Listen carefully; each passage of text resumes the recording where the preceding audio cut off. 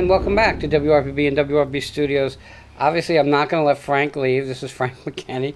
He's a 7-time best-selling author, but he's more than that. He's one that gives back. He's one that's taken leaps of faith.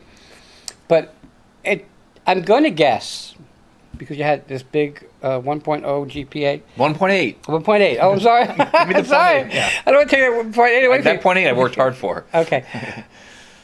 Growing up, was it tough? So, contrary to what you see in your screen there, I'm a lot less exciting than I look. Okay? I am a corn-fed country boy from Indiana. I'm the oldest of 6. I grew up on a farm. I literally, my dad worked at a bank. My mom was a school teacher. I spent, as I mentioned before in the prior segment, I was in juvenile detention 7 times, so something just wasn't fitting. When I was 18, after that diploma was handed to me with a 1.8 GPA, I took out the eraser of life, turned around to the chalkboard of life, and erased what was, got on a plane with a $50 bill in a duffel bag, and landed in West Palm Beach. And that you and I are close to the same age. There was a show on TV called Lifestyles of the Rich and Famous. My favorite show. Wayne, I would watch that on the weekend. Me too. I was intoxicated. I'm young, I'm impressionable, I'm consumeristic, I'm materialistic. I wanted that. But how? No GPA, no connection, no network, no friends, no money, nothing. I became a maintenance worker on a golf course. I was around affluence, people playing golf all day. Then I became a tennis pro, a teaching tennis pro. I was really good at playing tennis as a kid, and I picked up the racket, and I got a job as a tennis instructor. Same people played golf in the morning, played tennis in the afternoon. I was enthralled with how is it that they never seem to work. So I started my own company. I went out and I was teaching at the Sea Ranch Club, the Boca Marina Yacht Club, the Sanctuary. I mean, big money places in Boca that were just being built. And I earned my PhD in entrepreneurship on that tennis court, my master's in real estate, by asking people who were very wealthy, who were paying me to hit a better forehand or backhand, how'd you get here? How'd you do it? And the answer that I heard over and over again was maybe 9 to 5, doctor, lawyer, inventor, but they took their discretionary income, money left over after paying bills and the taxes, and they invested in real estate. That's how I got involved in real estate. When you decided to make these changes, did you get family support? I'd say so. Yeah, I mean, they thought it was a good idea that I left Indiana because things just weren't going. After juvenile detention, if you're still screwing up, it's jail. So it was time to I was either going to be a banker or I was going to be a criminal.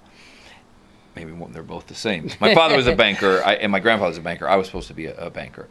But in my book, Aspire, I talk about, the subtitle is How to Create Your Own Reality and Alter Your DNA. I altered my DNA. I basically killed the person I was born to become the person I wanted to be. I didn't want to be a criminal. I didn't want to be a banker. I wanted to be an artist of some kind, and I found that calling in this 3-dimensional art called real estate.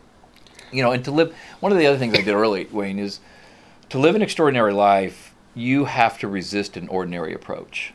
And ordinary at 20 was drinking and doing drugs and staying out all night. I swore off all unhealthy vices and temptations when I was 20 years old. I'm, as I said, a lot less exciting than I look. Yeah. I go to bed at 9 o'clock, I get up at 4, get to the gym, go running. But that was what I saw the people that I aspired to emulate. That's how they were living their life. So I didn't want to I wanted extraordinary, I didn't want ordinary. And it took a big shift in my lifestyle to achieve that. I grew up, and being a survivor of sexual abuse as a kid, I had taken, there's 8 pieces to it. I took the promiscuous route. So I had 2 strip clubs, an escort. I mean, I lived a crazy life. Hung out at Studio 54. I've only been drunk 3 times my whole life. And I've never even tried smoking pot. 0 drugs my whole life. I was given a half a pound of cocaine as a Christmas gift and flushed it down the toilet. And everybody can't imagine how I got through this crazy life without those things. But I knew there was a better path for me. And I knew that I would find it if I had a clear head. And I wasn't one running to the bars and stuff. So for me, when I owned bars, I was making money because I wasn't drinking away my profits. Right. And I wasn't doing anything, I want to say I wasn't doing anything stupid because I'm a guy, so we do stupid stuff. But I stayed focused, and I did well with that. But for me, life has been very cyclical. So it's good, and then it crashes in some fashion. And then I revamp, rebuild, rethink, readjust, and it builds back up again. I was doing all the filming, all the editing, 1 camera. I was editing in I would say in a level of 6 out of 10. Well, what I learned in life is always deal with people that are better than you. So Edgar came on board. He edits at a 12 out of 10. Angel, who was a graphic artist, is now editing. He's a 10 out of 10. And I don't have to do those anymore. My blessing is the gift of gab. And not knowing, like, I don't know, when people come in here, I don't know what they do. And I don't want to know. I want to learn as we sit and have living room conversation. I don't want to be scripted. We don't script anything, ever. Most interviews go off smooth. I had one guy come in a light blue shirt. He left. It was dark blue. He sweat through the whole shirt. But he had a great time. And so that was my blessing.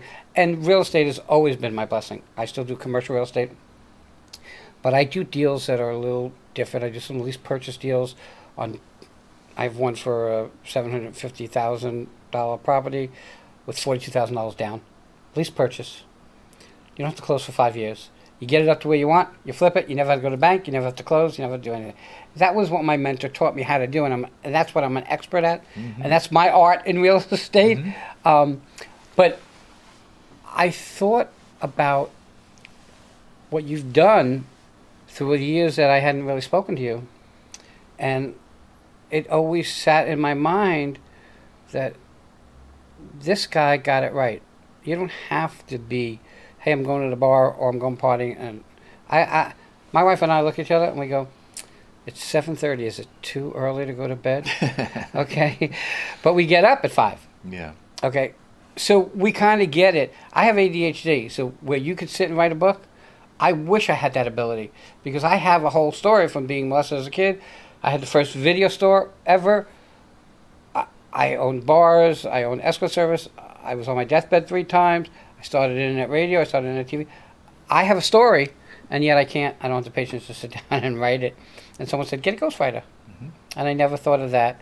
Like, you sit in your treehouse, and it's very comfortable for you, and you focus.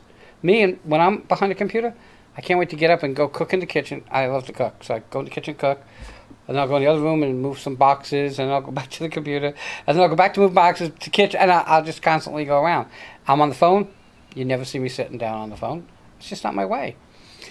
Okay, so you wrote 7 books. Let's talk about your books. What was your first book? First book was Make It Big, 49 Secrets for Building a Life of Extreme Success. That came out in 2002. Did you believe that you were successful back then? I was carrying around 49 little topics in my top pocket, and whenever I gave a speech or was asked to do a little commencement or talk at a business organization, I'd pull that piece of paper out and I'd pull 4 or 5 topics out and I'd share them with, if it was kids, I would customize the message. Right. One day I pulled it out, somebody says, well, let me see that, and I gave it to him. I said, there's 49 really interesting topics here. Why don't you turn that into a book? So 3 years later, it took 3 years. I was rejected by 20-some publishers. I was even turned down by agents.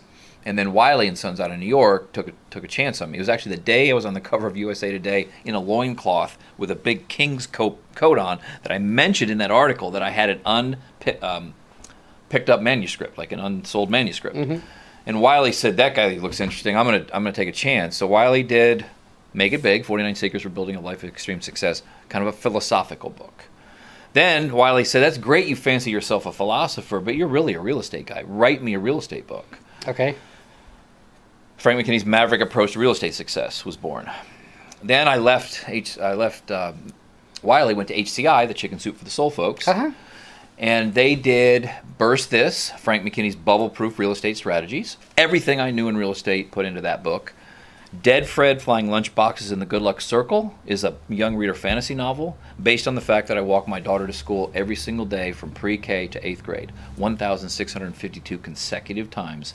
I took those stories and games and codified them into this novel, which is my favorite of all my books. I just enjoyed that. Then I wrote a spiritual book called The Tap, which is based on Luke 12:48, to whom much is entrusted, much is expected. And then 2 years ago, I wrote a Christian romance novel called The Other Thief, very graphic. The way I portrayed sin in that book, the Christian said it was too graphic, the secular reader said it was too Christian, and that was the one that did not make the bestseller list. Okay. And then the Aspire just came out a few months ago. And Aspire is? Aspire, How to Create Your Own Reality and Alter Your DNA, is a mindset book. I felt like it's time to pull back the curtain on the mindset that allowed me to get to where I am, and people I looked up to. Because I feature other people in this book, some of my mentors that I look up to. And basically the premise, 5 sections in the book. First section talks about the difference between motivation, inspiration, and aspiration. If I motivated you today, I failed you because motivation washes off and goes down the drain with a soap at night. Inspiration lasts about as long as a bad sunburn. Aspiration will alter your DNA.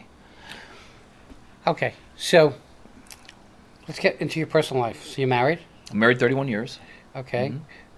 Besides that... There's actually a section in the book titled Love Life and Your Love Life. I felt after 31 years, Wayne, I was qualified to give relationship advice. How to marry your guardian angel. Relationship pressure creates the diamond or crushes the union. The significance of a significant other. I mean, those are things that are important because you've been through 3 of them, right? And one of them passed. 2 of them passed. 2 of them passed. So, well, obviously the 3rd one hasn't because you're still married to her. Yes. I hope you're watching, honey, because I hope you hang up. It was my blessing, actually. and had she was listening to my show, lived in Indiana. We would have never met. We would have overlooked one another because we weren't what each other was looking for at the time, and we weren't what each other had in our lives at the time.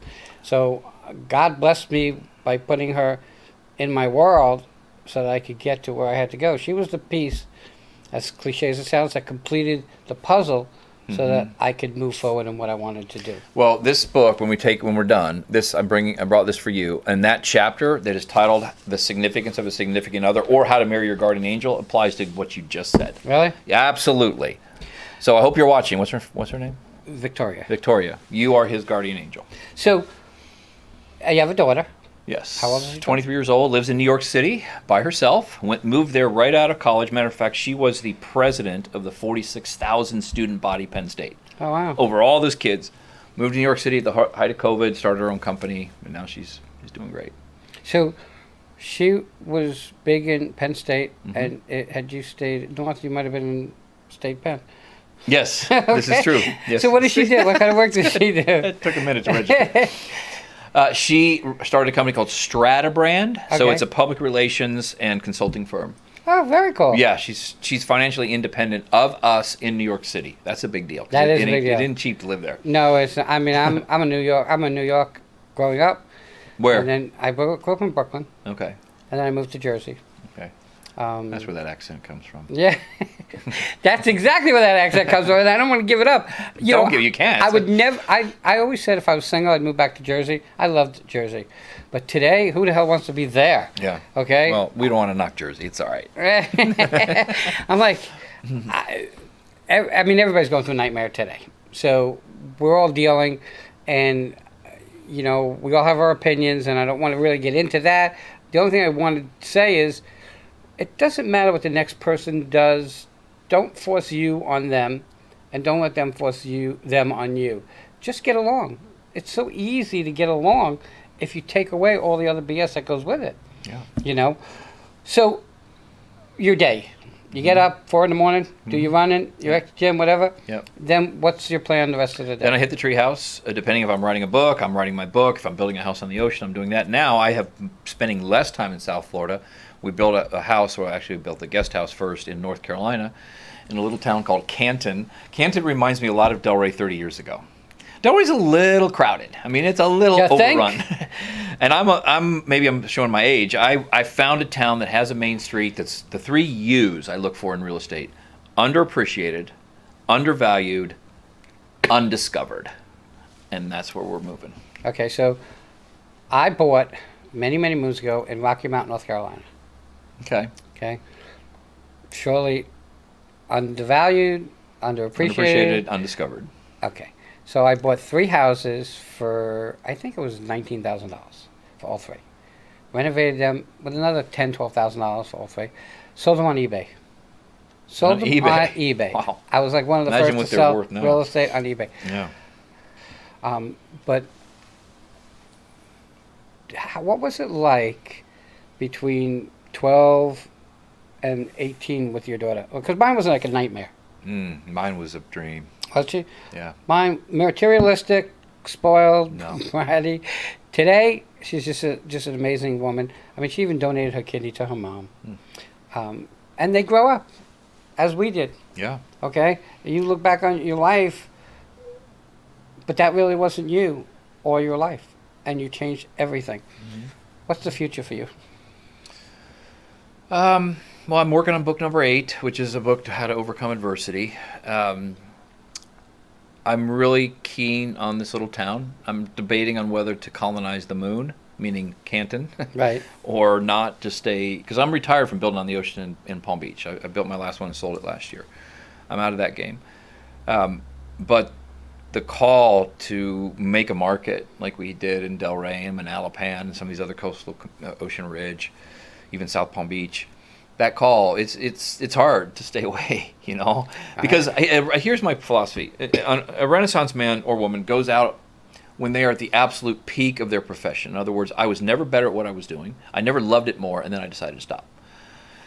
And that's, I realized that real estate artist, real estate rock czar, is called, or referred to by the Wall Street Journal, is not my identity. I used to think it was, but it's not. My legacy will have nothing to do with these oceanfront homes. It'll have everything to do with, right now, the 13,000 kids that we've provided this self-sustaining existence for in Haiti. You know, because the houses I build are beautiful, but they'll be rubble in 20 years. Not because I build them poorly, it's because the land renders them physically, functionally, and economically obsolete. Right. And somebody tears them down. But the generation after generation of these self-sustaining villages we built in Haiti is my spiritual highest calling. And everybody watching today, you all have a spiritual highest calling. Not just professional, not just as a broadcaster, running a big studio here, or building houses on the ocean. Mine is providing a self-sustaining existence to the poorest of the poor. Okay, so take this, I mean it, and as it might come out, is part of your goal to let others know of your mission so that they then realize that they have a mission? Because you do it in the genre of a book. Mm-hmm. And I know you've done it in the genre of a speaker. Yeah. Okay? Did you ever think of doing it in the genre of a broadcast, of your own broadcast? No, not really. I mean, I'm hosted on all sorts of programs, so that I get to, fill my, like, you're right. I feel like a book like Aspire, I want to show people that you don't have to co-op yourself. I mean, I work from a treehouse, and I have purple hair, and I'm still a businessman. You don't have to sell out. Like, there's no price high enough to sell your soul to somebody for a paycheck or some kind of, just corporate job, And so in Aspire, I wanted them to understand that, there's only one chapter in my book that's posed in the form of a question. What legacy do you aspire to leave behind? There's 25 chapters in that book. And it's through aspiration that you can. I'm tired of seeing people influenced by others' reality. I've always created my own reality. I want to impart that on others and also have them understand, Wayne, that through aspiration you can change the world. When I built a village in Haiti for these 13,000 kids, one house, $4,800, a family of 8 lives in it. When that family moves in there, I've changed the world. Mm-hmm. I've changed. Because when I change the world for you, you see the world through your eyes. It's not seen through 8 billion eyes. It's seen through the eyes of one person, 2 eyes. When you change the world, you've changed the entire world because their world is the only world that matters. So now I know through all the books we've sold and all the people that are resonating with this message that I've done it. I've changed the world. I don't have to wait. You don't have to wait. And you don't, but see, you're never going to stop. Okay, like I'm at a point in my age, I'm going to be 65, and people say, you're going to retire. And I'll semi-retire only because I have a great team here, and it will allow me to take those semi-retirement days and do more real estate. Because I love doing real estate, but I'm not here to build a house or to sell something. I'm here to there's a building in front of the building here, and it used to be a vet building. And I want to sell it because I think it has some great potential. There's a building down the road. Used to be a radio station. It's got a lot of room could be a great school. Great school. Mm-hmm. Got great parking. I put it together a deal that's amazing for some guy, and he couldn't swing it. But that's the only deals I want to do. I don't want to sell Mary a house. Mm-hmm. It's not my thing. I don't want to list Joe's house. And so that's not what I want to do. There are 8 gazillion realtors out there. I don't want to take money away from someone else who's that's what they do. I want to do the ones I do, and they're few and far between. But like yours, they're my imprint. Mm-hmm. Okay? I did 102 acres in Ashland City, 241 acres in Ashland City, Tennessee, with a 7-bedroom house. Kid could barely afford it. Not that he couldn't afford it. He didn't have the money, and he couldn't get the loan yet. And I did a lease purchase for him. He closed on it. He now makes a ton of money. He could buy it with cash over and over again. He would have never gotten into it. Those are the things that I see as my blessings. That was, he's a country boy. So when he did his lease purchase and he got the house, he didn't even go in the house. He came with his quads and rode around the property. Yeah, that's fun. Never walked in the house. Didn't know there was a lake on the property. Didn't know there was a pool or tennis courts. Okay, and he didn't care about those things. He went out and I think the story goes that he went out and he bought himself, when he started making money, he bought himself a Lamborghini, I think was the car he wanted. He had it, I think, 1 day or 2 days and smashed it up. Had it painted green when he repaired it. Because he always said, I wanted a green car. To see someone who was really down in the dirt until he found a path, it was kind of cool. Yeah. I think there's so much more we can do with a lot of money, and that we should do, that we don't. Like I said, I work with an agency that gives cars to single moms. You give a single mom a ride to work, she works for a day. You give her a car, you change her whole life. And that's so, so important. I did a 45,000-pound food giveaway in Fort Pierce with a thing called Palm Beach Harvest.